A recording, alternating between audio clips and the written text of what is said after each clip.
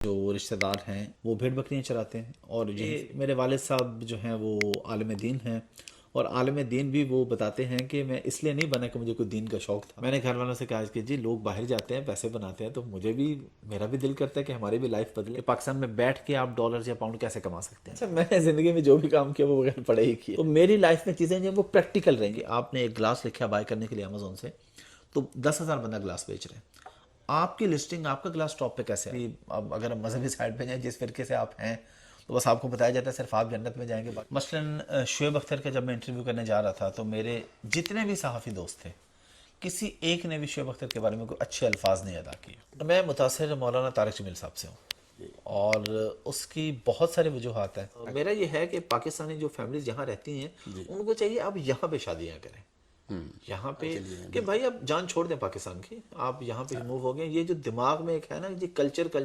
اتنا کلچر سے پیار ہے تو گو بیک ٹو پاکستان، کہ آپ لوگ یہ رہتے یہاں پہ ہیں، تو پراپرٹیز آپ پاکستان میں کیوں بناتے ہیں؟ السلام علیکم، جمال محسن آپ کی خدمت میں حاضر ہے۔ آپ مجھے فائنینشیل ایڈوائزر کے روپ میں دیکھتے رہے ہیں، لیکن پچھلے جنم میں صحافت کے پیشے سے وابستہ رہا ہوں، اور آج کوئی 5 دہائیوں کے بعد میں پھر اس میدان میں کود رہا ہوں، اور آج جب میں کود رہا ہوں اس میدان میں، تو میں اس شخصیت کے ساتھ جو جس کی وجہ شہرت یہ انٹرویوز ہیں، وہ بہت بڑے پاڈ کاسٹر ہیں مشہور، اور ساتھ میں ای کامرس بھی کرتے ہیں۔ حافظ احمد آج کل پاکستان سے یہاں تشریف لائے ہیں، نیو یارک، اور میری خوش قسمتی ہے کہ وہ ہمارے ساتھ ہیں، اور ان سے آج کچھ بات چیت ہوگی اور ان کے بارے میں کچھ ہم معلومات کریں گے۔ تو حافظ احمد صاحب، سب سے پہلے تو آپ کا شکریہ، اور آپ کو ویلکم کہتا ہوں اپنے پروگرام میں۔ آپ کا شکریہ جمال بھائی۔ تو میں یہیں سے شروع کروں گا کہ آپ ایک بہت ہی غیر روایتی کاموں میں مصروف ہیں۔ ایک تو یہ کہ پاڈ کاسٹ، جو کہ ہمارے زمانے میں تو صرف براڈ کاسٹ ہوا کرتا تھا، اب پاڈ کاسٹ ایک نئی چیز ہے۔ تو پہلے آپ یہ مجھے بتائیے کہ یہ پاڈ کاسٹ اور ای کامرس دونوں جو کہ بہت ہی غیر روایتی پروفیشن ہیں، اس میں آپ کیا اتفاق سے آئے یا آپ کا اپنا اشتیاق سے آئے؟ آپ یہ غیر روایتی میرے لیے تو اور ہی زیادہ ہیں، کیونکہ میرا جو فیملی بیک گراؤنڈ ہے اس میں تو یہ تصور ہی نہیں ان دونوں چیزوں کا۔ ہم بنیادی طور پہ چولستان، بہاولپور سے آگے چولستان سے تعلق رکھتے ہیں، جہاں پہ آج بھی ہمارے جو رشتہ دار ہیں قریبی بھی، وہ بھیڑ بکریاں چراتے ہیں، اور یہیں سے گزر بسر ہوتی ہے۔ میں نے کچھ کوشش کی کچھ کو نکالنے کی، لیکن میں اس طرح سے نہیں نکال پایا، کیونکہ پورا ایک پروسیس چاہیے نا آپ کو۔ وہاں پہ اسکولز نہیں ہیں، کالجز نہیں ہیں، تعلیم کا کوئی مطلب مذاق ہی نہیں ہے تعلیم کا بیسیکلی اس علاقے میں۔ تو وہاں سے نکلے میرے والد صاحب جو ہیں وہ عالم دین ہیں، اور عالم دین بھی وہ بتاتے ہیں کہ میں اس لیے نہیں بنا کہ مجھے کوئی دین کا شوق تھا، اس لیے بنے کہ غربت تھی، کوئی اور راستہ نہیں تھا۔ تو دادا جی نے مدرسے میں داخل کروا دیے، چلے مدرسے میں کھانا وغیرہ بھی مل جائے گا اور چیزیں ہو جائیں گی ساری۔ تو وہاں سے وہ پھر ان کو کچھ عرصے بعد پھر ان کو شوق پیدا ہو گیا۔ پہلے وہ مدرسے میں ویسے، پھر وہ عالم دین بنے، پھر ان کی جاب ہوگی لاہور میں پنجاب یونیورسٹی میں، امام مسجد ہو گئے وہ۔ یہ ہمارا وہ پہلا فیز تھا گاؤں سے نکل کے شہر میں آنے والا۔ وہاں سے پھر ظاہر والد صاحب کو شوق تھا کہ میرے بچے اب آگے نکلیں، ہمیں انہوں نے پراپر تعلیم دلوائی، وہیں پہ لاہور میں ہماری ساری اسکولنگ ہوئی، کالج گئے، یونیورسٹی گئے۔ 2011 میں ٹھیک ٹھاک ضد کر کے یو کے چلا گیا اسٹڈی ویزا پہ۔ میں نے گھر والوں سے کہا کہ جی لوگ باہر جاتے ہیں پیسے بناتے ہیں، تو مجھے بھی، میرا بھی دل کرتا ہے کہ ہماری بھی لائف بدلے، یہاں پہ تو وہی نارمل سے لائف ہے، تو مجھے اپنی زندگی بدلنی ہے۔ والد صاحب مان نہیں رہے تھے اس بات پہ، کیونکہ بڑا مشکل تھا نا کہ کبھی میں گھر سے باہر، مطلب شہر سے باہر کبھی نہیں گیا تھا، اور پھر پاکستان سے ہی باہر سیدھے۔ لیکن خیر میں نے انہیں کافی کنونس کیا، فورس کیا، اور ایونچولی وہ مان گئے۔ ایک پلاٹ تھا ان کے پاس جو 25 سال کی ان کی سیونگز تھی، وہ بھی قسطوں پہ لیا ہوا تھا، وہ انہوں نے سیل کیا، اور میری چھوٹی بہن کی شادی کی، اور مجھے انہوں نے انگلینڈ بھیج دیا۔ یہاں سے یہ اگلا سفر شروع ہوتا ہے۔ اب انگلینڈ جا کے میں جس طرح سارے لوگ جا کے پارٹ ٹائم جاب کرتے ہیں، میں بھی جاب کر رہا تھا۔ تو میری جاب تھی ایک ویئر ہاؤس میں پیکنگ کی، امیزون کے ویئر ہاؤس میں، ایک تھرڈ پارٹی ویئر ہاؤس میں، جو بندہ امیزون پہ بیچتا تھا، میں اس کے لیے پروڈکٹس پیک کیا کرتا تھا۔ پیک کرتے کرتے یہ اللہ پاک نے میرے ذہن میں جلدی ڈال دیا، اور مجھے جلدی توفیق دے دی کہ میں کسی کے لیے جو کام کروں تو مجھے اپنا بزنس شروع کر لینا چاہیے۔ تو 2012 میں ہی میں نے جاب کوئٹ کر کے ریزائن کر کے اپنا بزنس شروع کر لیا UK میں, امیزون پہ سٹورز بنا کے. شروع 300 پاؤنڈ سے کیا تھا. وہ 300 پاؤنڈ کا بھی ہم نے سامان خریدا تھا, میں نے اور میرے پارٹنر نے, جس طرح سیزر وغیرہ ہوگی, پیکنگ کا جو مٹیریل ہے وہ ہو گیا, ٹیپس ہوگی. جو بیچ رہے تھے ہم چیز وہ ہم نے ادھار پہ لی. ہم مانچسٹر میں ایک بڑی نیو روڈ ہے بڑا فیمس, جہاں پہ ہول سیلرز بیٹھے ہیں سارے, ادھر میں گیا, وہاں پہ ان سے بات چیت کی. ان میں سے 2-3 مان گئے کہ ٹھیک ہے آپ ہمارا سامان بیچ لو, ہمیں بعد میں پیسے دے دینا. تو ہم نے وہ سامان آ کے لسٹ کر دیا امیزون پہ. ہر دوسرے تیسرے دن جاتے تھے گاڑی لے کے, گاڑی اپنی خریدی. ہاں میرے خیال اس سے 1500 پاؤنڈ کی لی تھی شاید, یا پتہ نہیں 1000 پاؤنڈ کی وین, مطلب جس میں پورے سے پیچھے سے بند ہوتا ہے نا سامان وغیرہ کے لیے. تو وہاں سے لا کے بیچنا شروع کیا, اور جہاں سے میرا ای کامرس کا سفر شروع ہو گیا. نہ تو میرا کوئی IT کا بیک گراؤنڈ تھا نہ ای کامرس کا. یہ پیکنگ کی جاب کرتے کرتے اللہ تعالیٰ مجھے یہاں پہ لے آیا. پھر اگلا سفر جو آپ نے پوڈ کاسٹ کا پوچھا, پوڈ کاسٹ میں پھر ای کامرس پاکستان میں لوگوں کو سکھانے لگ گیا. میں پاکستان موو ہو گیا, لوگوں کو بتانے لگ گیا. اس بتانے اور سکھانے کے عمل میں مجھے تمام TV چینلز بلانے لگ گئے. مارننگ شوز میں بھی جا رہا تھا, ٹاک شوز میں جا رہا تھا کہ پاکستان میں بیٹھ کے آپ ڈالرز یا پاؤنڈ کیسے کما سکتے ہیں. یہ میرا سبجیکٹ تھا. تو اس پہ میرے پاس کوئی 2-2.5 لاکھ فالوورز ہو گئے تھے, اور ایک اچھا پروسیس چل رہا تھا. اور گورنمنٹ آف پاکستان کا ایک ادارہ ہے منسٹری آف IT کے انڈر DG اسکلز, اس میں گورنمنٹ نے میرا کورس خرید لیا مجھ سے کہ جی آپ کو ہم پے کریں گے لیکن کورس ہماری ملکیت ہوگا, ہم پاکستان کو فری میں سکھائیں گے. تو وہاں سے میری فین فالوئنگ ذرا اور بڑھ گئی, کیونکہ گورنمنٹ لیول پہ ایک فری میں کورس آ گیا. تو آف کورس تو میرا تھا, تو وہاں سے مزید فالوورز آ گئے. تو پھر مجھے شوق ہوا کہ پوڈ کاسٹ شروع کی جائے. ایسے ہی اچانک ایک دوست کی پوڈ کاسٹ میں گیا, وہیں سے شوق پیدا ہو کہ اپنی شروع کر لیتے ہیں. تو PR کیونکہ بن چکی تھی اس وقت, 4-5 سال ہو چکے تھے TV چینلز پہ جاتے ہوئے, تعلقات تھے, دوستیاں تھیں. تو مجھے کوئی مشکل نہیں پیش آئی کبھی کوئی گیسٹ ارینج کرنے میں. اور اسی طرح بس پہلی پوڈ کاسٹ میں نے کی جماعت اسلامی کے جو اس وقت کے امیر تھے سراج الحق صاحب, ان کے ساتھ. دوسری کی جواد احمد کے ساتھ. تو اس طرح ملٹیپل, مطلب سٹارٹ ہی الحمدللہ اچھے جو گیسٹ تھے ان سے ہو گیا. اور وہ اللہ کا شکر ہے کچھ فالوورز پہلے تھے. اور پوڈ کاسٹ جب میں نے شروع کی تھی تب اتنا ٹرینڈ نہیں تھا پاکستان میں, تب 2-3 اور لوگ کر رہے تھے. تو وہ میری پوڈ کاسٹ میں تھوڑا ڈفرینٹ یہ ہوتا تھا کہ میں گیسٹ کو عزت دیتا تھا. میں نے کبھی اپنے کسی گیسٹ سے کوئی ایسا سوال نہیں پوچھا جس سے اس کی کوئی کنٹروورسی کریٹ ہو یا وہ ڈس رسپیکٹ فیل کرے اس طرح کا. تو لوگوں نے اسے پسند کرنا شروع کر دیا. اور آپ تو خود میڈیا کے آدمی ہیں, آپ کو پتہ ہے کہ جب بھی کوئی چیز وائرل ہوتی ہے تو وہ پھر خبر بنتی ہے. تو میرے پاس جو بھی گیسٹ آتا تھا وہ اگلے دن اخبار کی وہ خبر بنتی تھی. اس کا مطلب آپ یہ کہہ رہے ہیں کہ آپ نے زرد صحافت کے بجائے آپ نے اچھی پیور صحافت کی جو ہے وہی دکھایا, اس میں کوئی کنٹروورشل کانفلکٹنگ کوئی مطلب مسالے وغیرہ آپ نے نہیں ڈالے. مسالے نہیں ڈالے. اور ایون یہاں تک بھی ہوا کہ اگر میں نے کسی گیسٹ سے کوئی بات پوچھی ہے اور گیسٹ نے اس کا مجھے کچھ جواب دیا ہے جو کہ مجھے فیل ہو رہا ہے کہ یہ غلط جواب دے رہے ہیں, اس سے پہلے تو انہوں نے یہ کہا تھا, تو میں نے انہیں یاد بھی نہیں کروایا کہ پہلے تو آپ نے یہ کہا تھا. تو میرے سامنے اگر گیسٹ نے غلط بھی کر دیا تو میں اس کی ہاں میں ہاں ملائی ہے اور بس جانے دیا. یعنی کنٹروورسی میں بالکل نہیں پڑا کسی بھی قسم کی. اسے اللہ کا شکر ہے کہ پھر بہت زیادہ وہ لوگوں نے بڑا پسند کیا اس چیز کو. اور پھر بس وائرل ہوتی کی چیزیں, جو میری پوڈ کاسٹ وائرل ہوئی تھی نا, یعنی جس سے لوگوں میں پتہ چل گیا جی پوڈ کاسٹ شروع ہوگی, وہ جواد احمد کی تھی. سیکنڈ پوڈ کاسٹ تھی, میں نے سیکنڈ یا تھرڈ تھی. میں نے جواد سے پوچھا کہ آپ ہمیں کنسرٹ میں نظر نہیں آتے. انہوں نے کہا مجھے بلاتا ہی کوئی نہیں اب. میں نے کہا جی کیوں نہیں بلاتے؟ انہوں نے کہا وہ جب سے میں نے خان کے خلاف بولنا شروع کیا نا, لوگ مجھے نہیں بلاتے. اور میرا جو بزنس 100 تھا وہ اب صرف 5% رہ گیا, 95% لوگوں نے مجھے بلانا چھوڑ دیا. تو یہ اگلے دن خبر تھی, اخبارات میں بھی, TV چینلز پہ بھی, آن لائن جو ویب سائٹس ہیں نیوز کی ان میں بھی, ایون انڈیا تک یہ خبر وائرل تھی. تو وہ مطلب آپ یہ کہہ سکتے ہیں کہ میری پوڈ کاسٹ جو ہے وہ راتوں رات مشہور ہو گئی تھی. Very good. کبھی آپ کیا سمجھتے ہیں کہ یہ پوڈ کاسٹ بھی جرنلزم کا ایک حصہ ہے یا جرنلزم پوڈ کاسٹ کا حصہ ہے؟ کیا کہیں گے آپ؟ اچھا یہ تھوڑا ٹیکنیکل ہے کیونکہ آپ سینئر آدمی ہیں, آپ اس سے بہتر بتا سکتے ہیں, مجھے تو کوئی آئیڈیا نہیں. میں نے تو پوڈ کاسٹ شروع کی ہے جسٹ اپنے شوق کے لیے کی تھی, فار فن, کہ سیلیبریٹیز کے ساتھ 1-2 گھنٹے گپ شپ ہوگی, لوگ دیکھیں گے سنیں گے. تو جہاں تک مجھے لگتا ہے کہ شاید صحافت سے ہٹ کے یا صحافت کی ایک شاخ سے کہہ سکتے ہیں. جی مجھے بھی ایسا ہی لگتا ہے کہ یہ صحافت کی ایک شاخ ہے, کیونکہ صحافت تو بہت براڈ ہے. بلکہ جی بالکل, جب میں نے کیا تھا جرنلزم میں ماسٹرز کراچی یونیورسٹی سے, اس وقت یہ جرنلزم ڈپارٹمنٹ کہلایا کرتا تھا, اور اب جو ہے وہ میس کمیونیکیشن کہلاتا ہے, اس لیے کہ میس کمیونیکیشن کو براڈ کر دیا. بالکل, اس کے اندر ڈپارٹمنٹ ہے. جی اس کے اندر ریڈیو بھی ہے اور TV بھی ہے اور digital internet and every thing شامل کر دیا. تو وچ از گڈ. تو آپ ایک طرح سے آپ بھی صحافی کا رول ادا کر رہے ہیں. बगैर सहाफत पढ़े हुए। जी जी बिल्कुल। अच्छा, मैंने जिंदगी में जो भी काम किया वो बगैर पढ़े ही किया है। मैं ई कॉमर्स कर रहा हूँ, वो भी नहीं पढ़ी थी मैंने। राइट। आईटी की फील्ड में भी कुछ कर रहे हैं, बिजनेस वगैरह, वो भी नहीं पढ़ा मैंने।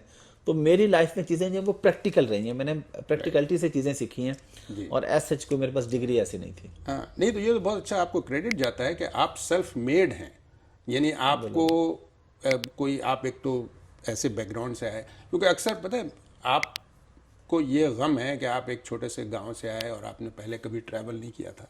तो मैं आपसे शेयर करूं ये वाकया, मैं तो शहर कराची का हूं ना, लेकिन हम भी एक मुतवसत घराने से ताल्लुक़ रखते हैं। हमारे यहाँ पढ़ाई तालीम वगैरह बहुत थी, लेकिन हम कहते हैं ना हाउस पुअर, हमारे पास घर था लेकिन उसकी वजह से हम गरीब थे। और मैंने भी कभी कोई ट्रैवल जहाज़ में नहीं किया, यानी लाहौर और इस्लामाबाद गए तो ट्रेन पे गए। पहला जो सफ़र जो प्लेन पे किया है वो यहाँ अमेरिका आने के लिए किया। अच्छा, जी। आप सीधे और अमेरिका मैंने के भी सफर के। मिलती जुलती, मैंने जाहिर है बाप से नहीं मांगा, मेरे पास एक मोटरसाइकिल थी हांडा 175, उस ज़माने में वो बहुत बड़ी चीज़ समझी जाती थी। वो बेच के, और इतने ही की बिची जितने का वो टिकट हुआ करता था उस ज़माने में, ओके। यानी 10,000 रुपए में बिकी। और उस वक्त 10 रुपए का $1 हुआ करता था। तो मुझे 1,000 का वो टिकट था यहाँ आने का, और उसमें तो सब, मैं ये आमतौर पर मजाक से कहता हूँ कि मैं यहाँ अमेरिका अपनी मोटरसाइकिल पे बैठ के आया हूँ। नहीं, मैं तो बड़ा प्राउड फील करता हूँ ये बताने में कि मेरा ये फैमिली बैकग्राउंड है। कुछ लोग होते हैं कि वो थोड़े से पैसे आने के बाद घर में एक पुरानी गाड़ी खड़ी करते हैं कि दादा वो की होती थी। तो मैं मजाक में कहता हूँ दादा चाहे इसी गाड़ी के नीचे आके फौत हुए हो, कभी गाड़ी के अंदर ना बैठे हो, लेकिन मेरे ख्याल है इसमें कोई ऐब नहीं है। नहीं, हम हर इंसान ही नीचे से ऊपर आता है, तो बताने में कोई ऐब नहीं होता, बल्कि ये दूसरों के लिए मोटिवेशन होती है। बिल्कुल। आप अगर गरीब घर में पैदा होते हैं ना, तो ये कोई जुर्म नहीं है। हाँ, बड़े होकर भी अगर आप गरीब हैं तो वो फिर काम आपकी नहीं गलती करते है। हैं।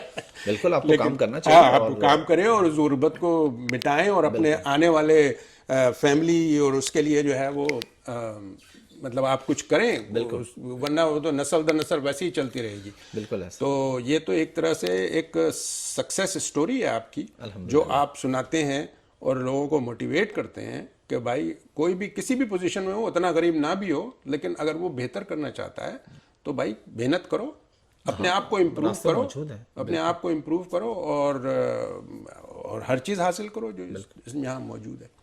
तो अच्छा, ये ई कॉमर्स जो आपने शुरू किया, तो इसमें क्या क्या सर्विसेज, और आपके इंस्टीट्यूशन भी, यानी आप सिखाते भी हैं ना, आप सिर्फ कर नहीं रहे बल्कि सिखा भी रहे, राइट?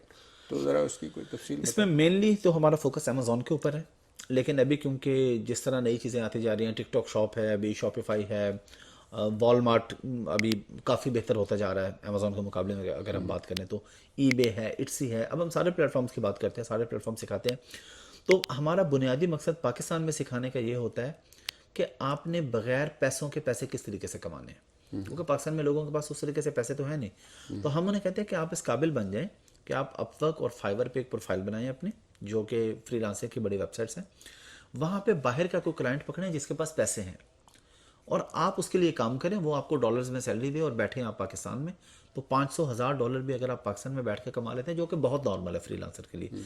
1,000, 1,200, $1,500 नॉर्मल एक फ्रीलांसर दिन के 3-4 घंटे काम करके बना सकता है। 4.5-5 लाख रुपए पाकिस्तान में एग्जीक्यूटिव को सैलरी नहीं मिलती है।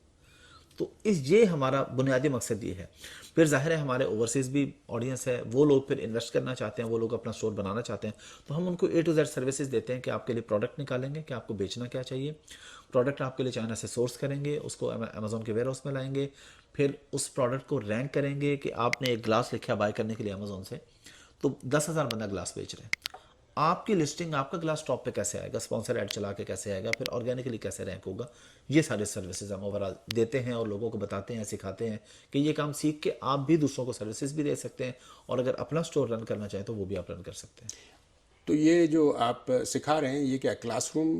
नहीं, ऑनलाइन होता है ये। ऑनलाइन है सर। लाहौर में हमने पहले किया क्लासरूम्स में, लेकिन जाहिर है पूरी दुनिया से लोग सीखना चाहते हैं, तो लाहौर में उस तरीके से लोग आते हैं ابھی بھی شاید ہو رہا ہے, مجھے ایگزیکٹ انفارمیشن نہیں ہے. لاسٹ ایئر ڈسکس ہوا تھا کہ ہم لاہور میں اس کو بند کر دیں فزیکل کو, کیونکہ آن لائن زیادہ ڈیمانڈ ہے. لوگ دنیا کے کسی بھی کونے سے جوائن کر سکتے ہیں. تو زوم پہ لائیو کلاسز ہوتی ہیں, لائیو ڈسکشن ہوتی ہے, کوشچن آنسر ہوتے ہیں, اور پھر جب آپ پورا سیکھ جاتے ہیں پھر ہم ان کو پریکٹیکل کرواتے ہیں اپنے ہی کسی امیزون کے اکاؤنٹ پہ. انہیں کہتے ہیں آؤ دیکھو ادھر ایک پروڈکٹ کو لسٹ کرو, آپ اس کو رینک کر کے دکھاؤ, اس پہ ایڈ چلا کے دکھاؤ, اس کی پکچر چینج کر کے دکھاؤ, اس میں ویڈیو ایڈ کر کے دکھاؤ. پورا پروسیس ہم A to Z ان کو سکھاتے ہیں. تو یہ کیا ہے 3 to 6 month کورس اور لانگر 3 to 4 months. 3 to 4 کیونکہ کوئی راکٹ سائنس تو ہے نہیں. آپ لوگ یہاں رہتے ہیں, آپ کو بتایا امیزون سے بائنگ کرتے ہوں گے, یہ کوئی بہت بڑی راکٹ سائنس نہیں ہے. صرف آپ کو ایک پروسیس پتہ چل جانا چاہیے کہ آپ نے پروڈکٹ کو لسٹ اس اچھے طریقے سے کیسے کرنا ہے کہ سب سے ٹاپ پہ یا ٹاپ 10 میں یا ٹاپ 20 میں ٹاپ 100 میں آپ کی پروڈکٹ آئے. تو اور آپ نے بیچنا کیا ہے, یہ بھی ایک آرٹ ہے. اس کے لیے جنگل اسکاؤٹ ہے, ہیلیم 10 ہے, مرچنٹ ورڈ ہے, ملٹیپل ٹولز ہیں. ان کے استعمال سے ہم لوگ فائنل کرتے ہیں پروڈکٹ, پورا ڈیٹا فیچ کر کے. اس طرح نہیں کہ ہم یہ کہیں کہ میں موبائل کا کور بیچوں گا تو چلے امیزون پہ لسٹ کر دیتے ہیں. امیزون پہ ایسے نہیں ہوتا. امیزون پہ آپ کو پوری ورکنگ کر کے پروڈکٹ فائنلائز کرنی ہوتی ہے. تو وہ ہم لوگ پھر پورا سکھاتے ہیں A to Z پروسیس. اور آپ کے جو اسٹوڈنٹ ہیں وہ زیادہ تر کہاں سے ہیں؟ اگر پاکستان سے باہر اگر ہیں تو کہاں سے؟ اب پوری دنیا سے ہیں. اچھا, ساؤتھ افریقہ سے بھی ہیں, کوریا سے بھی ہیں, جاپان سے بھی ہیں, امریکہ سے تو کافی ہیں, کینیڈا سے. مطلب جن کنٹریز میں Amazon as a market place ہے وہاں سے اسٹوڈنٹ زیادہ ہیں. یو کے سے زیادہ ہیں کیونکہ وہاں پہ آپ امیزون پہ بیچ سکتے ہیں. پاکستان سے سب سے زیادہ تو بخیر پاکستان سے ہی ہیں کہ جو کہ فری لانسنگ سیکھ کے سروسز دے کے پیسے بناتے ہیں. آسٹریلیا سے بھی ہیں, نیوزی لینڈ سے بھی ہیں. تو جہاں جہاں بھی ہیں پاکستانی اور انڈین ہی, یا کچھ بنگلہ دیش سے بھی ہیں. مطلب جو اردو سمجھ سکتے ہیں, بول سکتے ہیں, وہ لوگ زیادہ. تو اس کی فیس آپ نے رکھی ہے پاکستان کے حساب سے یا باہر والوں کے حساب سے؟ پاکستان کے حساب سے رکھی ہے. فیس کوئی زیادہ نہیں ہے. ابھی کرنٹ میرے خیال ہے 40,000 روپیز ہے پورے کورس کی, وچ از آئی تھنک کتنے $150 بھی نہیں بنتے, یا 150 بنتے ہوں گے. تو مطلب باہر والوں کے لیے تو یہ بالکل بارگین ہے. ہاں جی, بالکل بالکل ایسا ہی ہے, کوئی بڑی اماؤنٹ نہیں ہے. یہ بتائیں, آپ نے کہا کہ بہت ہی پسماندہ علاقے سے آپ کا تعلق ہے, تو کبھی بھی آپ کو احساس ہوا کہ بڑے ناموافق حالات, ڈس ایڈوانٹیج جس کو بولتے ہیں, کبھی محسوس ہوا کوئی احساس محرومی کہ بھائی اگر میں فلاں بڑے شہر سے ہوتا تو شاید میں اور زیادہ اچھا کام کرتا؟ نہیں, مجھے کسی قسم کا کوئی ایسے نہیں ہے. اللہ تعالیٰ کو جو بہتر تھا ہمارے لیے وہ اللہ نے ہمارے لیے کیا. اور میں نے اپنے سامنے دیکھے ہیں ایسے لوگ, مطلب ہم تو بالکل غریب فیملی سے تھے نا. میں امیروں کی بات نہیں کر رہا, میں نے بہت امیر فیملیز کے بچے اپنی آنکھوں کے سامنے دیکھے ہیں جن کے ماں باپ نے ان کو بہت کچھ دیا, آج ان کے پاس سائیکل بھی نہیں ہے. تو یہ اس چیز پہ میں بلیو نہیں کرتا کہ آپ کے پاس بہت ہے. بہت سے ایسے ہیں جو ماں باپ دے کے جاتے ہیں 6 مہینے میں اجاڑ دیتے ہیں بچے, اور میں نے اجڑتے دیکھے ہیں پاکستان کے اندر. تو اس لیے مجھے اللہ تعالیٰ نے جو کچھ نواز دیا, میں سمجھتا ہوں کہ اس سے زیادہ کیا ہو سکتا تھا. مطلب مجھے ایک دفعہ کسی نے پوچھا اسی طرح ایک انٹرویو میں کہ آپ کی سب سے بڑی خواہش کیا ہے, میں نے کہا وہ پوری ہو چکی ہے. انہوں نے کہا کیا؟ میں نے کہا کہ دیکھیں ہم چھوٹے ہوتے تھے نا تو گھر پہ فریم لگا ہوتا تھا مکہ اور مدینہ کی تصویر, تو خواہش ہوتی تھی کہ وہاں جائیں.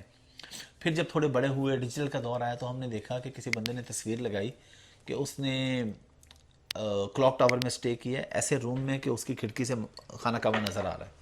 تو الحمدللہ مجھے بھی اللہ نے توفیق دی, میں نے بھی جا کے وہی ہوٹل لے لیا, اسی ہوٹل میں سٹے کر کے کر لیا. تو اب اور پھر دنیا گھومنے کا شوق ہوتا ہے, تو الحمدللہ جس کنٹری میں جانا چاہتے ہیں وہ بھی چلے جاتے ہیں. تو اللہ کا شکر ہے. اس طریقے سے ایک چیز میں اس میں مزید کلیئر کر دوں, لوگ سمجھتے ہیں کہ میں نا بہت امیر آدمی ہوں, ایسا نہیں ہے.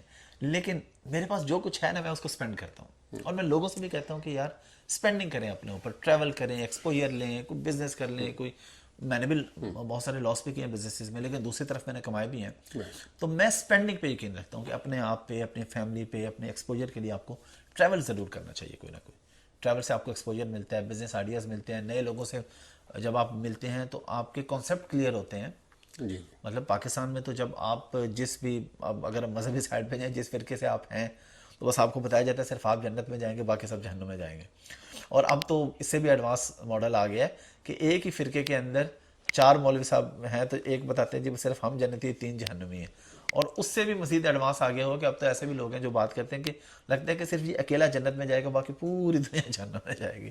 تو جب آپ ٹریول کرتے ہیں تو پھر آپ کو ڈفرینٹ لوگوں سے ملنے کا, بات چیت کرنے کا موقع ملتا ہے, تو آپ کو ایکسپوجر ملتا ہے, اور آپ انٹرفیتھ ہارمونی کی طرف, مطلب میں تصور بھی نہیں کر سکتا تھا کبھی, جب میں بچپن کیا کالج یونیورسٹی تک میں کبھی تصور بھی نہیں کر سکتا تھا کہ میں کسی دوسرے مکتب فکر کے بندے کے ساتھ بیٹھ کے کھانا بھی کھاؤں گا. اب میں نان مسلم کے ساتھ ٹریول بھی کرتا ہوں, کھانا بھی کھاتا ہوں, کوئی مسئلہ نہیں, آپ کھا سکتے پاکستان ہیں, سے آپ باہر کھا سکتے ہیں. پاکستان میں تو نہیں. پاکستان میں بھی, پاکستان پاکستان میں میرے کچھ دوست ہیں مطلب نان مسلمس ہیں, تو ٹھیک ہے بھائی, آپ ان کے ساتھ بات چیت تو کر سکتے ہیں نا, آپ ان کے ساتھ بیٹھ کے کھانا تو کھا سکتے ہیں, گپ شپ لگا سکتے ہیں. تو یہ چیزیں ٹریول سے میرے اندر آئی, یہ ایکسپوجر اور یہ جو ایک ایکسیپٹنس ہے, یہ ٹریول سے ہے میرے اندر.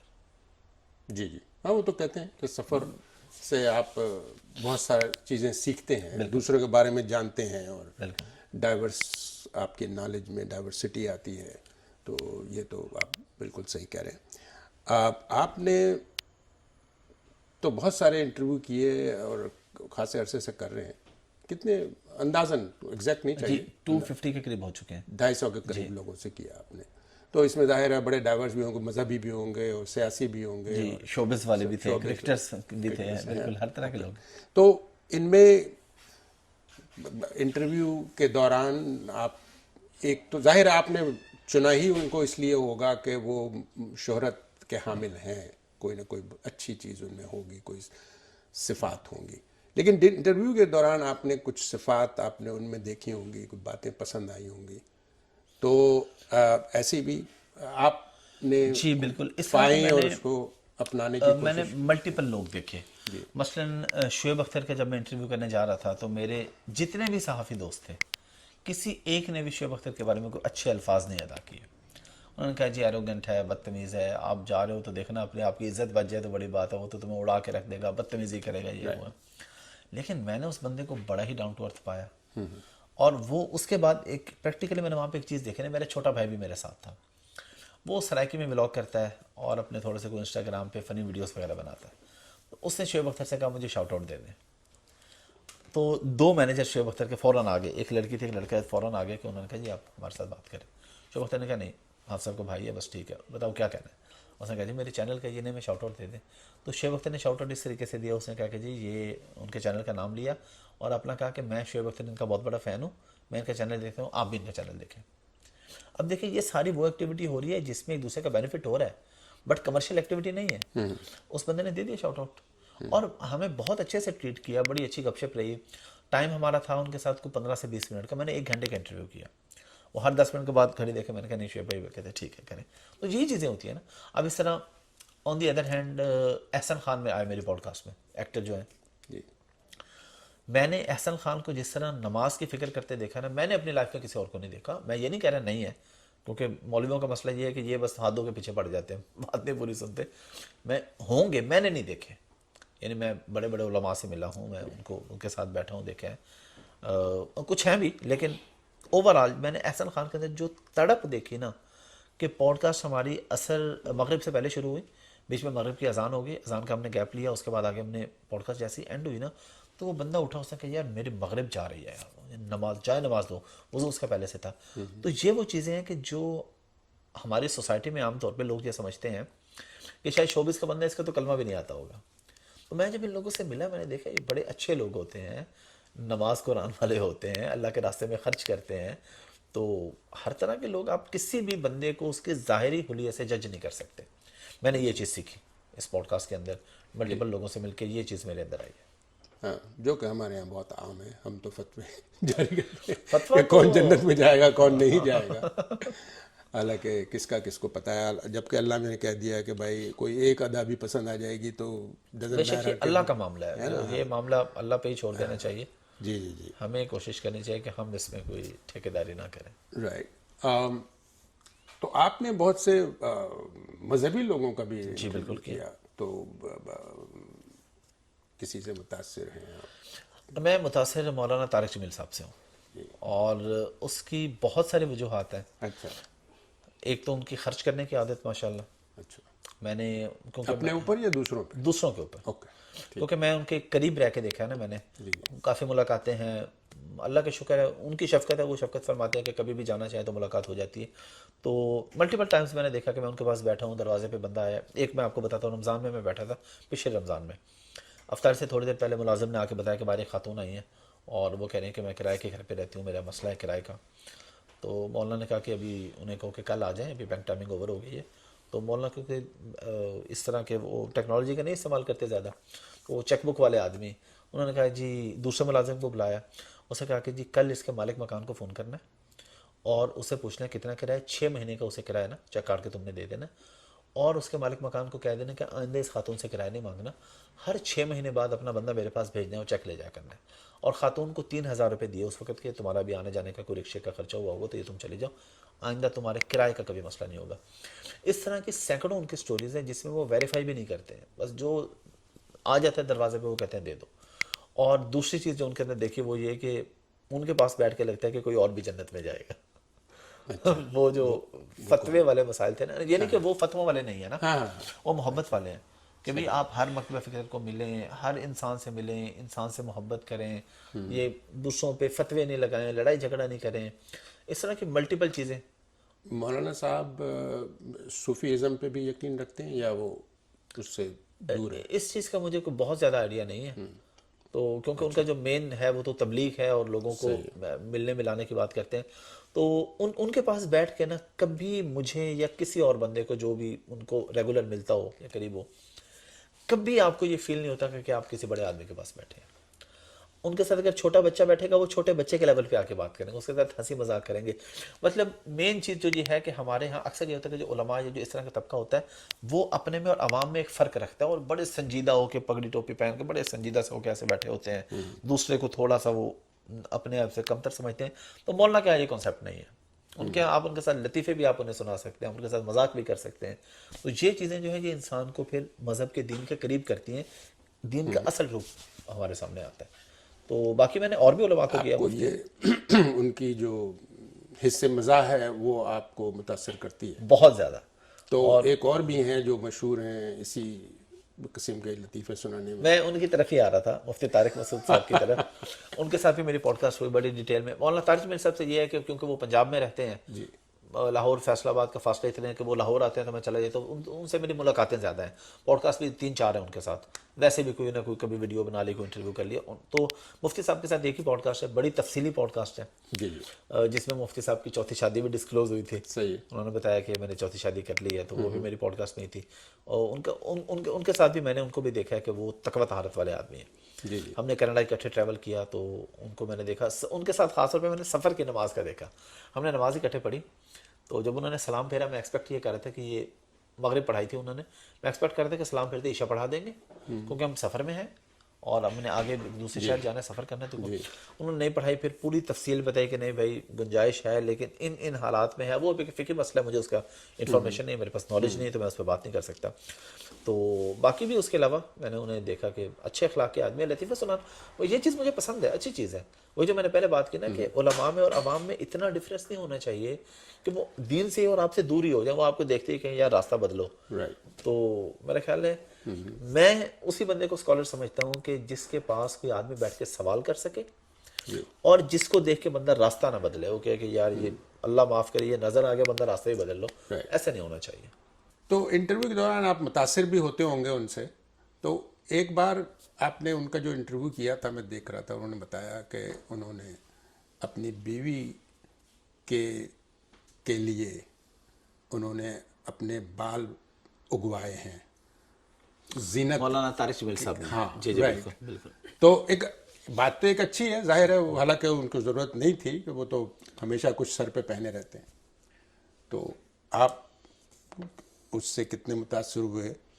اور میں تو بالکل متاثر ہوں، اسے بہت اچھی بات ہے۔ اچھا، مطلب یہ بیوی کے لیے کسی بھی ایج میں یہ کرنا کوئی غلط نہیں ہے، اور وہ بہت فیملی اورینٹیڈ ہے، میں ان کو کیونکہ قریب سے جانتا ہوں نا، ان کا کوئی بھی انٹرنیشنل ٹریول جب سے میں انہیں جانتا ہوں میں نے نہیں دیکھا کہ وائف کے بغیر ہو، جی، فیملی کو ساتھ رکھتے ہیں، کینیڈا آ رہے ہیں، یو کے جا رہے ہیں، کہیں بھی ہیں ان کی فیملی ان کے ساتھ ہے، ان کے بچے ان کے ساتھ ہوتے ہیں، تو فیملی کو وہ جتنی میں نے دیکھا ہے جس طریقے سے وہ کیئر کرتے ہیں، تو یہ اس کے اندر ہاں یہ ایسے آدمی کے لیے آپ کہہ سکتے تھے جو کہ یار ٹریول تو اکیلا کرتا ہے، بال لگوا لیے ہیں، تو وہ تو ہر چیز ہی اپنی فیملی کے لیے کرتے ہیں، اور بہت زیادہ بچوں کے ساتھ اور فیملی کے ساتھ محبت انہوں سے تعلق رکھتے ہیں۔ نہیں مجھے اس لیے اچھا لگا کہ ہمیشہ ہم مرد بحیثیت مرد ہم یہ ایکسپیکٹ کرتے ہیں کہ جو ہے نا خواتین جو ہے نا وہ ہمیشہ بن ٹن کے رہیں ہمارے لیے، ہاں، لیکن انہوں نے الٹا بتایا، کہا کہ نہیں میں اپنی بیوی کے لیے یہ کرتا ہوں۔ اور وہ ابھی مجھے فرمان یاد، ابن عباس کا فرمان انہوں نے بتایا تھا اس میں کہ جس طرح میری بیوی میرے لیے زینت اختیار کرتی ہے اس طرح میرے پہ بھی لازم ہے کہ میں بیوی کے لیے زینت اختیار کروں۔ تو یہ ٹو وے، ہم دیسی पाकिस्तानी ये समझते हैं कि बस बीवी का काम है सजने संवरने का, और हम जैसे मर्जी बस वो एक कुछ भी पहना हुआ हो, बस बनियान में घूम रहे हो और बीवी के क्या बात है, तो नहीं, उसका राइट है कि आप उसके लिए अच्छे साफ सुथरे कपड़े पहने। ये तो एक रोशन ख्याली है, क्योंकि हमेशा जब बनने ठनने की बात आती है, बनाव सिंगार की, तो वो सिर्फ फीमेल के लिए समझा जाता है, हालांकि भाई उनकी भी तो ख्वाहिश होगी ना कि मुझे इसीलिए तो वो पसंद है ना। वो काफी, उनके बेटे की जो बड़ा बेटा उनके यूसुफ, उनकी लव मैरिज है। अच्छा, और वो ये सिर्फ ये नहीं कि लव मैरिज कर ली, लव मैरिज करके बताते भी हैं कि भाई की है, कोई हर्ज नहीं है, अगर कोई कह देता है कि मुझे फलां पसंद है, मुझे उससे निकाह करना है, इसमें कोई ऐब नहीं है। तो वो सिर्फ बातें करते नहीं, वो प्रैक्टिकली अपने आप पे भी इम्प्लीमेंट करते हैं और फिर लोगों को भी एक अच्छा और पॉजिटिव मैसेज देते हैं। और वो लव मैरिज कहीं खानदान में है फैमिली में, लेकिन दूर की फैमिली, दूर की, कजन में नहीं है। नहीं कजन में नहीं। क्योंकि आपने शायद कोई मुहिम चलाई हुई है कि कजन की शादियों के खिलाफ वो मैं यहाँ के लोगों के बारे में बात करता हूँ, कहाँ के जो बाहर है, अमेरिका हो या कनाडा हो, या यानी जो पाकिस्तान से बाहर है, अच्छा, जिसके अंदर कजन से शादी सिर्फ इसलिए करनी है कि उसका वीजा लग जाए। अच्छा, मतलब अब इसमें गलती तो ज्यादातर बाप की होती है ना, यानी खासतौर पे बेटियों के रिश्ते करते वक्त, और बेटी के लिए वो कजन पसंद करते हैं जो सबसे वेला, निकम्मा, मतलब बेशरम किस्म का होता है ना लड़का, वो इसलिए चूज किया जाता है, उस पर तरस खाते हैं कि वो अमेरिका आएगा तो उसका फ्यूचर बन जाएगा। उसमें भी अगर बराबरी पे कर लें कोई ऐब नहीं, यानी अगर आप 4-5 बहन भाइयों के बच्चे हैं तो जो सबसे माड़ा और गरीब बहन भाई होगा उसके बच्चे पे, यानी वो तरस बेस पे शादी हो रही होती है। तो मैं कहता हूँ जिस शादी की बुनियादी तरस है, तो भाई आप उस फैमिली को वैसे सपोर्ट कर दो। आप अगर अमेरिका में इतने साल से हैं तो $1 लाख दे दें उस फैमिली को, उसे कभी माफ़ी दे दें, हमें ब्लॉक करें, हमारी जान छोड़ें हमारी बेटी की, उसका फ्यूचर नहीं हम तबाह कर सकते, $1 लाख तुम्हें दे दिया सदका, ये लो और बस दफ़ा हो जाओ। तो ये होना चाहिए, बजाय इसके कि आप उसे अपनी बेटी देते, ये तो बड़े जुल्म और ज़्यादती वाली बात है। राइट। तो ओके, तो ये आप बात कर रहे हैं अब्रॉड की, पाकिस्तान के अंदर पाकिस्तान के खिलाफ तो नहीं है कजन की शादियों में अगर हो रहा है, बेहतर है कि नहीं होनी चाहिए पाकिस्तान में भी, to be honest. First cousin के साथ तो बिल्कुल मेडिकली भी अच्छा नहीं है, लेकिन पाकिस्तान में अगर हो भी जाए तो बराबरी की बुनियाद पे। यहाँ पे तो बराबरी की बुनियाद है ही नहीं ना, यहाँ तो ग्रीन कार्ड और पैसे की बेस पे जो शादी हो रही है।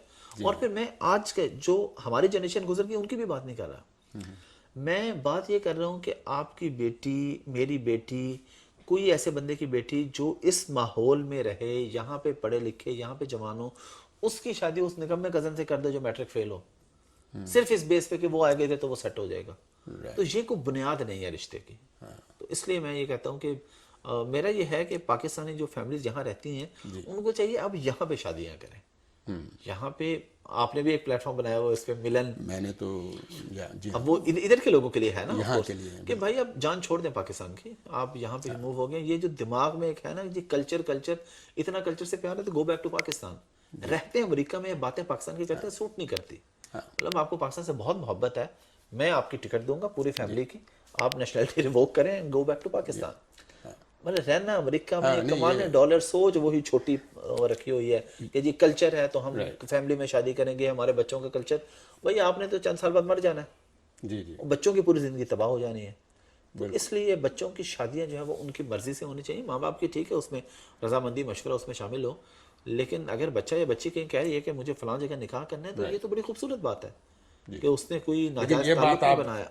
ओवरऑल कर रहे हैं पाकिस्तान में रहने वालों के लिए भी, हाँ, पाकिस्तान में रहने, जी बिल्कुल, पाकिस्तान में रहने वाले भी, बेटियों के मामले में खास तौर पे उनकी तो आपको बहुत शौक है जबरदस्ती शादियां करने का, तो अपने बेटों की करें। करने उनकी भी नहीं चाहिए, लेकिन आपको बहुत ही चाह चढ़ो तो अपने बेटों की जिंदगी तबाह करें, बेटियों की जिंदगी नहीं तबाह होनी चाहिए। हाँ, मतलब ये कि हमारे यहाँ एक रिवायती तौर पे ऐसा है कि वो औलाद को अपनी एक जायदाद समझते हैं, तो जिस तरह जायदाद को प्रोटेक्ट करते हैं और उस पर अपना कंट्रोल रखना चाहते हैं, औलाद पे भी इसी तरह रखना चाहते हैं। अच्छा, शरई एतबार से आप किसी भी अगर अथेंटिक उलमा से पूछेंगे, वो जो एक्सट्रीमिस्ट हैं उनसे नहीं, तो माँ बाप को कोई इख्तियार नहीं है बच्चों की शादी के मामले में। जी, Islamically parents have zero rights, उनके पास कोई इख्तियार नहीं है कि वो टांग अड़ाएं कि तुम फलां जगह शादी करो, फलां जगह ना करो। जी, जी, ये इख्तियार, हाँ, बल्कि वो बात हुई थी अपने रसूलुल्लाह के साहिबजादे, उनके बारे में कि जब के वही आई, इसके बावजूद अगर वो पूछ रहे हैं जा करके बेटी से تو اس کا مطلب یہ ہے کہ انہوں نے ایک مثال قائم کرنے کی کوشش کی کہ بھائی اگر وہی بھی آئی ہوئی ہے تب بھی, حالانکہ اس میں تو کوئی وہ شک کی گنجائش ہی نہیں لیکن ہے. اگر بیٹی کی رضامندی نہیں ہے تو پھر کچھ بھی نہیں. بالکل. تو یہ ہے یہاں بھی جو ہے نا اب تھوڑا کم ہوتا جا رہا ہے, لیکن جب میں 30 سال پہلے کی بات کرتا ہوں اگر, تو 30 سال پہلے وہی ہو رہا تھا کہ ہم امپورٹ کیا کرتے تھے وہاں سے نا رشتے کیونکہ آسان ہوتا تھا. لیکن اب جو بچے یہاں پل بڑھ رہے ہیں ان میں 2 چیزیں ہوتی ہیں. ایک تو وہ کہتے ہیں جی کہ کزن سے چاہے وہ یہاں بھی رہتا ہو تب بھی نہیں کرنا ہے, کیونکہ دے فیل کہ بھائی وہ تو بھائی بہن. بالکل. ہاں, ایک وہ وجہ فیلنگ ایک اس کی وجہ سے ہے. اور وہ بالکل وہاں سے امپورٹ کرنا تو بالکل وہ کلچر فرق ہو جاتا ہے, چاہے وہ جیسا بھی ہو, لیکن کلچر بہت فرق پڑ جاتا ہے. ایون دو کہ سیم فیملی جو یہاں گرو اپ ہوئی ہے اور وہاں ہوئی ہے, بلکہ آپ پاکستان میں بھی مختلف علاقوں سے اگر گرو اپ ہوا ہے تو اس کا بھی کلچر مختلف ہو جاتا ہے. شہر اور گاؤں کا فرق ہوتا ہے, ماحول کا. صرف شہر میں رہ کے بھی لوگ گاؤں والے ہوتے ہیں اور گاؤں میں رہ کے بھی لوگ روشن خیال ہو سکتے ہیں, تو یہ ماحول کا بڑا فرق ہوتا ہے. تو اسی لیے یہاں جو لوگ رہ رہے ہیں مشکل ہے, ان کو بہت مشکل ہے کہ چھوٹا سا پول ہے اتنے بڑے ملک میں, اور ان کو پتہ نہیں ہوتا کہ کون مارکیٹ میں ہے, کون ڈھونڈ رہا ہے اپنی شادی کے لیے. تو اس لیے یہ 2007 میں یہ میں نے milanus.com بنایا تھا, جس کے ایک پلیٹ فارم جس کو ہم اناؤنس کرتے ہیں, ایک بینکوٹ ہال میں تقریب کرتے ہیں جس میں سنگلز رجسٹریشن کروا کے آتے ہیں اور وہاں اپنا رشتہ ڈھونڈتے ہیں. اور تو ہم نے مطلب یہ تو میں تو اس کو بہت اپریشیٹ کرتا ہوں کہ مطلب اس سے آپ نے پاکستان والا سا راستہ روکا ہوا ہے نا کہ بھائی ادھر آپشن دی ہوئی ہے, لوگوں کا اعتراض ہوتا ہے آپشن نہیں ہے, تو آپشن اس کے علاوہ سینکڑوں آن لائن آپشن موجود ہیں. تو میرا تو یہی ذہن ہے. اب اس پہ ظاہر لوگ پھر کچھ لوگ جو پرانی سوچ کے ہیں وہ تنقید بھی کرتے ہیں, ان کو برا بھی لگتا ہے. تو رائٹ, تو آپ چونکہ اب پوڈ کاسٹ کرتے ہیں تو آپ اگر اس سے شادی بیاہ کے موضوع پہ اگر بات ہو رہی ہے تو میرا خیال ہے کہ آئی ڈونٹ نو کہ آپ نے آلریڈی کچھ کیا ہے یا نہیں کیا. وہاں 2 مسائل اور ہیں, ایک جہیز شادی بیاہ میں جس کو آپ کہہ سکتے ہیں کاروباری, رائٹ, اور دوسرا ہے کاروکاری. تو اس کے بارے میں کچھ آپ نے کیا ہے یا آپ کوئی صرف اپنا کامنٹ دینا چاہیں گے؟ جہیز پہ تو اتنا میں نے نہیں بات کی, بالکل یہ آپ کی بات ٹھیک ہے, اور ایک کلچر کا حصہ ہے, لوگ کرتے ہیں, لیکن ٹھیک ہے جہیز کی ڈیمانڈ بالکل نہیں ہونی چاہیے. مطلب ہر گھر کو اتنا ہونا چاہیے کہ یار ٹھیک ہے ہم شادی کریں, ہم اپنا بھی لے سکتے ہیں, یہ ایک نارمل چیز ہے. لیکن جو دوسری آپ نے بات کی خاص طور پہ اس کے اندر میں اس کے مزید ڈیٹیل میں جاؤں وٹا سٹا میں. اچھا, تو جی کاروکاری الگ, جی دوسری چیز آ جاتی ہے. یہ تو بہت خطرناک چیز ہے, کاروکاری بھی انتہائی فضول اور گھٹیا چیز ہے, اور وٹا سٹا جو ہے وہ تو میرے خیال اس سے بھی گھٹیا چیز ہے. اور اس پہ تو میں بڑا بولتا رہتا ہوں اوپنلی, کیونکہ ہماری فیملی میں یہی ہوتا ہے نا, میرا بھی یہی ہونا تھا. بالکل, میں نے پھر وہ الحمدللہ ایک بڑا اسٹرانگ اسٹینڈ لیا, بچ گئے, پھر اپنی بہنوں کو بھی بچایا. کیوں مسئلہ یہ نہیں, میرا وہی حساب تھا نا جو میری ابھی سوچ ہے, میری بچپن میں بھی وہی سوچ تھی. میں نے کہا تھا مجھے کوئی اعتراض نہیں ہے کزن کے ساتھ شادی کرنے پہ, لیکن اس کے بھائی کی میری بہن کے ساتھ نہیں ہوگی. میری بہنوں کے رشتے ایسی جگہ کریں جتنی, اب انہوں نے ماسٹرز کیے ہوئے ماشاءاللہ لاہور کی اچھی یونیورسٹی سے, تینوں بہنوں نے, اب تینوں ماشاءاللہ اپنے گھروں میں خوش ہیں, تینوں کی آؤٹ آف فیملی شادی ہے. اور اس پہ ہمارے بہت سے رشتے دار نہیں بھی آئے تھے اسی وجہ سے کہ آپ نے آؤٹ آف فیملی شادی کی ہے, تو ان کے ہاں جو آؤٹ آف فیملی شادی کرتا ہے وہ دار اسلام سے خارج ہو جاتا ہے. تو میں نے کہا یار وی ڈونٹ کیئر, جو بھی ہو رہا ہے کوئی فرق نہیں پڑتا. لیکن ہم نے اپنے بہنوں کا, اور یہ پیار تو اولاد کے ساتھ یہ ہے نا آپ کا, بہن ہے یا بیٹی ہے, اس کے ساتھ پیار آپ کا یہ ہے کہ وہ جو چاہ رہی ہے وہ ہو, یا اس کے لیے ایسا ہو کہ اگر وہ کچھ نہیں بھی چاہ رہی تو آپ ایٹ لیسٹ اس کے برابر کا اس کے ساتھ رشتہ لا کے کریں جس کے ساتھ وہ اچھی لائف گزار سکے. جب اتنا سوچ کا ڈفرینس ہوگا تو بڑے مسائل ہوں گے. آپ یہاں پہ رہتے ہیں, آپ کو پتہ ہے یہاں پہ کتنے مسائل ہوتے ہوں گے. یعنی اگر وہ پاکستان سے, ان کو مینگو کہتے ہیں نا جو پاکستان سے آتے ہیں, ظاہر وہ جو ویزا بیس پہ جو شادی ہوتی ہے. اچھا مجھے کینیڈا میں ایک بندہ ملا, غصہ کر گیا اس بات. میں نے یہی بات کی اپنے اسپیچ کے اندر, مجھے کہتا کہ آپ نے یہ بڑی غلط بات کی, بڑی عجیب بات کی ہے. میں نے اپنی بیٹی کی شادی اپنے بھتیجے سے کی اور ماشاءاللہ اپنے گھر میں خوش ہے. میں نے کہا انکل یہ آپ کہہ رہے ہیں نا وہ خوش ہے, اس سے جا کے پوچھے تو وہ شاید کہتی ہوگی ابا کدو مرے گا تو میری عدت میں جان چھٹے گی. میں نے کہا یہ آپ کی زندگی تک ہے, کمپرومائز پہ میرے خیال ہے آپ کی زندگی تک ہی کرتے ہیں اگر کسی نے کیا بھی ہوگا. اور پھر extra marital affairs, extra marital affairs لڑکے کا ہو یا لڑکی کا ہو, قصور اس کے ماں باپ کا ہوتا ہے. جب آپ ان کے پسند کی جگہ پہ شادی نہیں کریں گے, ان دونوں کے ذہن وہیں اٹکے ہوں گے, ایکسٹرا میرٹل افیئرس کی طرف جائیں گے, تو وہ اس لڑکی کا اس لڑکے کا کوئی قصور نہیں, اس کے ماں باپ اصل میں مجرم ہے کہ اگر انہوں نے ان کا صحیح رشتہ کیا ہوتا تو وہ اس چیز میں نہ پڑتے. 90% کیسز میں اس کے ذمہ دار ماں باپ کو سمجھتا ہوں. اوکے, میرے پاس سوالوں کا جو ہے وہ تو ختم ہو ہو گیا گیا ہے. ٹھیک ہے, ابھی ویسے کچھ اب کوئی چیز ایسی رہ گئی جس میں کو کر لیں ہم؟ نہیں, آل سیٹ ہے. بس آپ بھی ماشاءاللہ مجھے بڑا اچھا لگا اس دن جب ہم ایونٹ پہ ملے تھے, جی تو آپ کی جو گفتگو تھی وہ مجھے بڑی پسند آئی, اور پھر خاص طور پہ اینڈ پہ جو آپ نے مجھے اس بات پہ اپریشیٹ کیا کہ آپ پاکستان سے ہو کے اور گاؤں سے ہو کے بڑی روشن خیالوں والی باتیں کر رہے ہیں. نہیں یہ تو ہے. تو میں نے کہا میں کوشش کر رہا ہوں, میری ایک کوشش, اور میں یہ نہیں کہہ رہا میں پرفیکٹ ہوں, جی میرے اندر غلطیاں ہو سکتی ہیں, میں جو بات کر رہا ہوں اس پہ بھی غلط ہو سکتی ہیں, لیکن آپ اس کو سن لیں جو آپ کو اس پہ سے حصہ بہتر لگے کہ ہاں یہ بات ٹھیک ہے تو اس کو لے لیں, جو آپ کو لگے غلط ہے تو ٹھیک ہے, کوئی مسئلہ نہیں, آپ اختلاف کر سکتے ہیں, اس میں کوئی ایشو نہیں ہے. جی جی جی نہیں میں تو خوش ہوتا ہوں کہ اگر کوئی ایسی چیز وہاں نظر آ رہی ہے کہ جو کہ ہم یہاں آنے کے بعد ہمارا ذہن بدلا اور ہم نے دیکھا کہ یار یہ, بلکہ اکثر اب تو دیکھتے ہیں اسلام ہم لوگ وہاں کرتے ہیں, لیکن اکثر اسلام کی جو ایکشن میں ہمیں نظر آتا ہے نا وہ یہاں نظر آتا ہے. جی بالکل. تو بڑی خوشی بھی ہوتی ہے, اور ہم کہتے ہیں یہ چیز ہمارے یہاں ہونی چاہیے تھی, یہاں ہے. اور میں آپ کو ایک مثال بالکل چھوٹی سی دیتا ہوں. آپ یہاں پہ سڑک پہ اگر واک کر رہے ہوں گے نا, کسی کے آئی کانٹیکٹ ہو جائے, وہ آپ کو نوڈ کرے گا, اسمائل دے گا.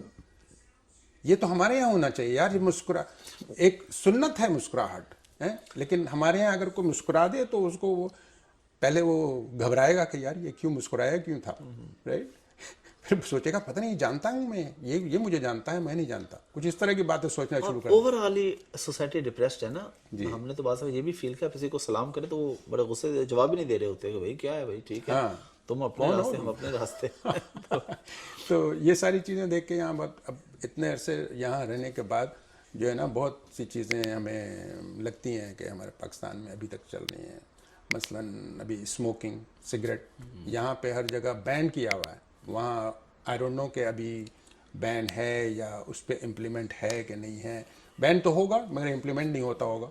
یہاں تو آپ بالکل نہ آفس میں, نہ گھر میں, نہ بس میں, نہ ٹرین میں. ہاں پبلک پلیسز پہ بالکل آپ نہیں کر سکتے, بالکل نہیں کر سکتے, ایسا ہی ہے. تو پاکستان میں تو ایسا نہیں ہے سسٹم.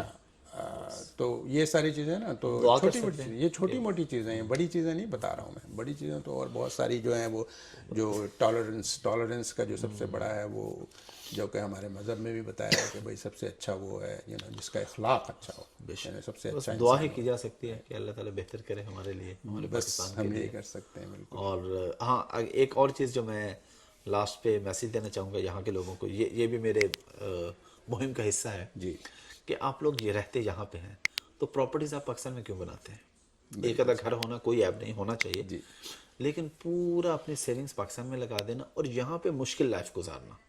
یا تو آپ کے پاس اتنے ہوں, آپ کہیں جی ٹھیک ہے میں نے $2-3 بلین پاکستان میں انویسٹ کیا, تو $2-3 بلین یہاں بھی کیا ہوا ہے, اٹس فائن. لیکن میں یہاں پہ ایسے لوگوں کو بھی جانتا ہوں کہ 2 کمرے کے گھر میں 8-8 لوگ رہ رہے ہیں, اور پاکستان میں 4 کنال کی کوٹھی ہے جس میں 2 سال بعد جا کے آپ نے 10 دن کے لیے رہنا ہوتا ہے. تو لوگوں کو دکھانا چھوڑیں, وہ گھر آپ نے لوگوں کو دکھانے کے لیے بنایا ہوا ہے. ہاں آپ کا یہاں پہ بھی اچھا گھر ہے, پاکستان میں 10 کنال کی کوٹھی ہے, ویری گڈ, بہت اچھی بات ہے. لیکن یہاں پہ آپ کا لائف سٹائل اگر بالکل نارمل ہے اور پاکستان میں آپ لگژری شو کر رہے ہیں تو یہ غلط بات ہے. یہ اپنے بچوں کو یہاں پہ اچھا لائف سٹائل دیں, اچھی گاڑیاں یہاں پہ دیں, اچھے کپڑے یہاں پہ دیں, اچھا گھر یہاں لے کے دیں, اچھی آؤٹنگ یہاں پہ کروائیں. پاکستان جب جائیں تو ٹھیک ہے, وہاں پہ وہ جو آپ تھے وہی نارمل بھی لائف دکھا دیں تو کوئی فرق نہیں پڑتا اس سے. میرا اس معاملے میں ایک فلاسفی ہے. اکثر لوگ مجھ سے پوچھتے ہیں کیوں میں انویسٹمنٹ ایڈوائزر ہوں, فائنینشیل ایڈوائزر ہوں, تو اکثر, حالانکہ میرا اس سے کوئی تعلق نہیں, پاکستان میں آپ کیا انویسٹ کرتے ہیں مجھے کوئی پتہ نہیں, لیکن میں ایک بات ان سے کہتا ہوں. اکثر مجھ سے پوچھتے ہیں یار پاکستان کی پراپرٹیز میں بڑی وہ انکریز ہو رہی ہے, اضافہ ہو رہا ہے, اس کی ریئل اسٹیٹ بڑی زبردست جا رہی ہے, کیا خیال ہے؟ تو میں ان کو 2-3 باتیں کرتا ہوں. تو وہ آپ کے میرے خیال میں پوڈ کاسٹ کے تھرو میں یہ بھی کہنا چاہوں گا کہ سب سے پہلی بات تو یہ ہے کہ مجھے کسی ایک بہت دانشمند شخص نے ایک بات کہی تھی جو میرے ذہن میں ایسے گھس گئی ہے. وہ میں کہتا ہوں, سب سے پہلے میں کہتا ہوں دیکھو, جائیداد اور بچے اپنی نظر کے سامنے ہونے چاہیے.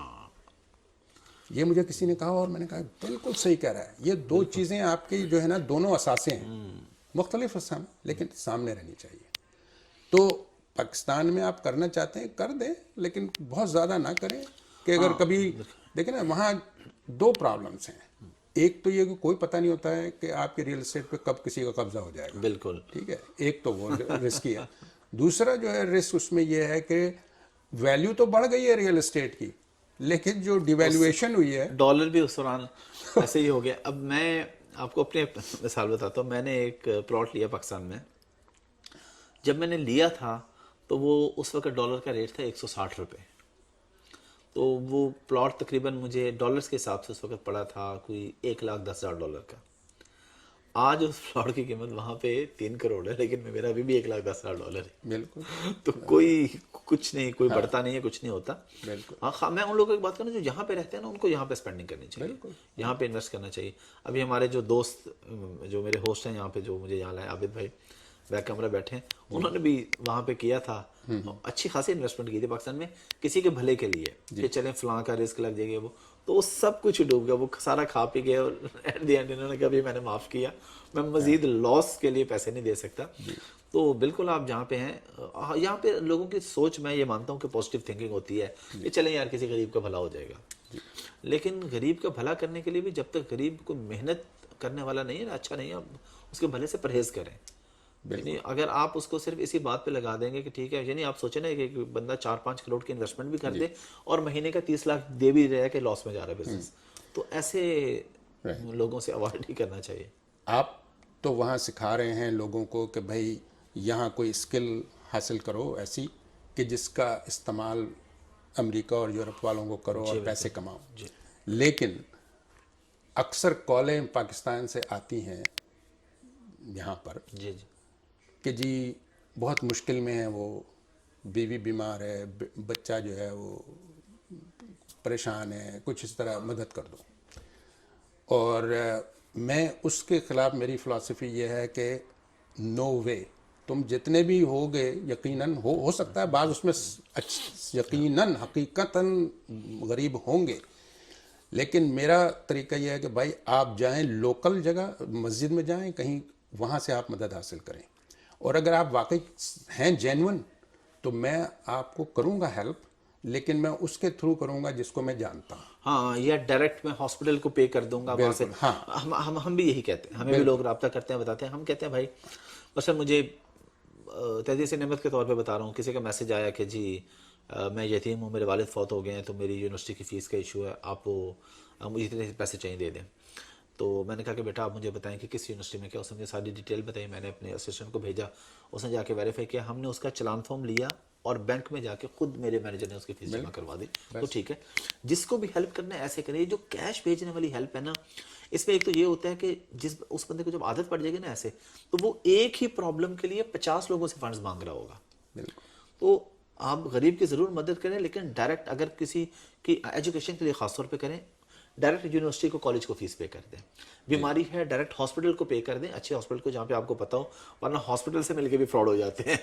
تو اس طرح کی چیزیں جو ہیں بڑی ضروری ہیں, مدد ضرور کریں, یہ تو خاص طور پہ ریکویسٹ ہے, لیکن مسئلے کے حل کی مدد کریں, کیش کی ہیلپ سے اوائڈ کرنا چاہیے. بالکل بالکل. اور ابھی ریسنٹلی ایک ایکسپیرینس ایسا ہوا کہ کسی نے ریفر کیا ایک خاتون کہ بھائی میں بزنس شروع کرنا چاہتی ہوں, میری ماں جو ہے بیمار ہے اور باپ کا انتقال ہو گیا ہے, تو میں بزنس سلائی کی مشین اور یہ وہ, تو بڑا اچھا آئیڈیا, میں تو آئی ایم فار اٹ کہ بھائی وہ بھیک نہیں مانگ رہی, وہ مجھ سے وہ مانگ رہی, تو بڑا ایکسائٹیڈ تھا میں کہا میں آئی ول ہیلپ یو.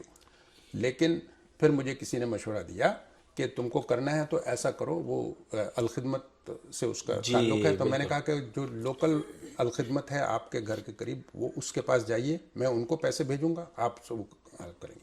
تو اس طرح سے پھر ٹھیک ہے. یہ تو بہت اچھا آئیڈیا ہے نا. اب الخدمت ہے یا MTJ فاؤنڈیشن ہے, یہ سب جو فاؤنڈیشنز ہیں یہ کیا کرتے ہیں, پورا A to Z ویریفائی کرتے ہیں. اچھا, بہت ساری فاؤنڈیشنز کے ساتھ ایسے بھی ہو رہا ہے, اور MTJ فاؤنڈیشن اور کچھ فاؤنڈیشنز ایسی بھی ہیں کہ جو ویسے ہی آپ کو ہیلپ کر دیتی ہیں. وہ کہتے ہیں کہ ویریفیکیشن کی ہیلپ کر دیں گے, آپ بے شک ہمیں پیسے نہ دیں, پیسے آپ ڈائریکٹ دیں, لیکن پورے پاکستان میں آپ کو کوئی کیس ویریفیکیشن چاہیے تو ہم آپ کو پورا کر کے دیں گے کہ واقعی جینوین ہے کہ نہیں. تو اس طرح کرنا چاہیے, مدد بہت اچھی چیز ہے. تو آئی ایم فار اٹ. تو میرا خیال ہے آپ کا وقت کا آپ کا اور آپ کی باتوں کا، اور بہت شکریہ. آپ کا شکریہ، آپ نے بلایا، بڑی اچھی گپ شپ رہی آپ سے. بالکل انشاءاللہ، اور پھر آپ سے اب مزید تعلق رہے گا. انشاءاللہ Stay انشاءاللہ رابطہ connected. رہے گا. Let's stay انشاءاللہ connected. انشاءاللہ. اللہ حافظ. اللہ حافظ.